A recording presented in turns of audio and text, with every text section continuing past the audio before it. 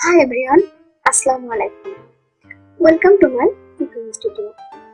আজকে আমি নিয়ে এসেছি আপনাদের জন্য মজাদার ভ্যানিলা আইসক্রিম। চারিদিকে এখন গরমের সিজন, আর এমন সময় আইসক্রিম না হলে কি চলে? ভ্যানিলা আইসক্রিম তৈরি করা কিন্তু খুবই সহজ। আর আজকে আমি আইসক্রিমটা করে দেখাবো হ্যান্ড বিটার বা ইলেকট্রিক বিটার ছাড়া।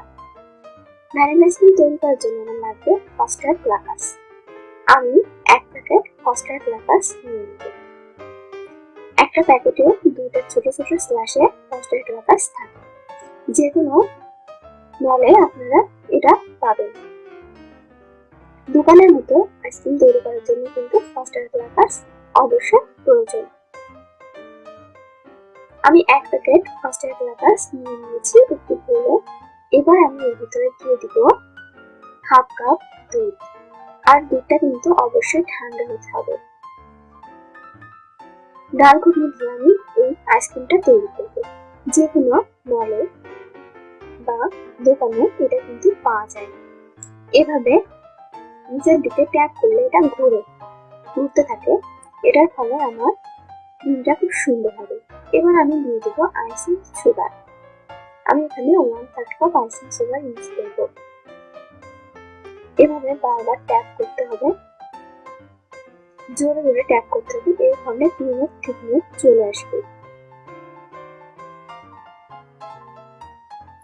যাদের বাসায় হ্যান্ড বিটার অ্যাভেলেবল নেই তারা এটা দিয়ে খুব সুন্দরভাবে বাসায় তৈরি করতে পারবেন ভ্যানিলা আইসক্রিম।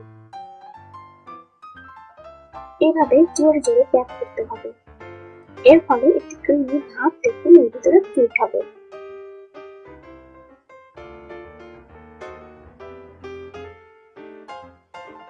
এভাবে 3 থেকে 4 মিনিট আমি এভাবে ট্যাপ করে করে ক্রিম তৈরি করতে থাকবো। দেখুন আমার আইসক্রিমের ক্রিমটা কতটা সুন্দর হয়েছে এবং একটা ফ্লাফি ভাব চলে এসেছে এর ভিতরে।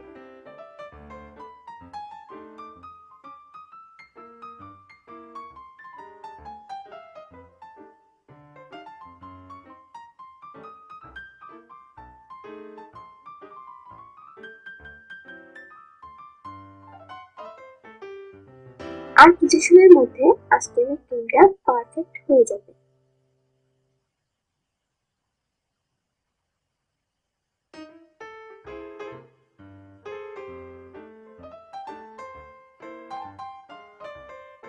আর গরম দুধটা কিন্তু অবশ্যই ঠান্ডা হতে হবে।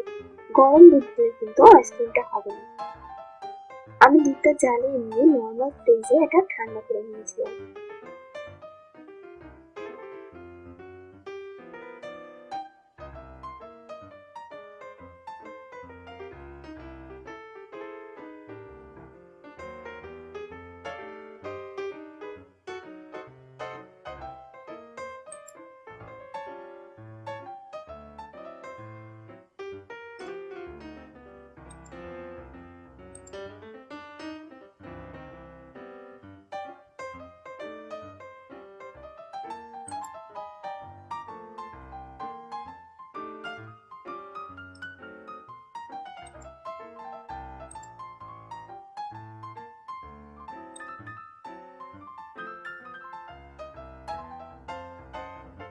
আমার ক্রিমটা প্রায় রেডি। আমি এর ভিতরে দিব বাদাম কুচি। আপনারা চাইলে বাদাম কুচি দিতেও পারেন, আবার নাও দিতে পারেন, এটা সম্পূর্ণ অপশনাল। তবে বাদামের ফ্লেভারটা আমার খুবই ভালো লাগে এবং আইসক্রিমটা খেতেও অনেক টেস্টি হয়। তার জন্য আমি এর ভিতরে বাদাম কুচি অ্যাড করছি। এটা কিন্তু সম্পূর্ণ অপশনাল, আপনারা চাইলে দিতেও পারেন, আবার নাও দিতে পারেন। আর 1 মিনিট এভাবে আমি বিট করবো। আমার ক্রিমটা কমপ্লিট হয়ে এসেছে। দেখুন একটা থকথকে ভাব এর ভিতরে চলে এসেছে। যদি আমার রান্না সম্পর্কে আপনাদের কোনো মতামত থাকে বা আপনাদের যদি কোনো স্পেশাল রেসিপি থাকে তাহলে সেটা আপনারা শেয়ার করতে পারেন আমার ফেসবুক পেজে।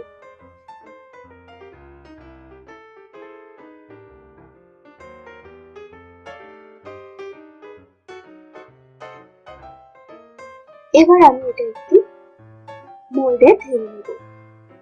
আপনারা যে কোনো কন্টেনারে এটা বসাতে পারেন। আমি স্টিলের মোল্ড নিয়েছি। আমি অর্ধেকটা এর ভিতরে ঢেলে দিয়েছি, দিয়ে এটা সুন্দর করে আমি মুখটা লাগিয়ে নিই। আপনারা চাইলে আমি ছোট ছোট পাত্রে আইসক্রিমটা বসাতে পারেন।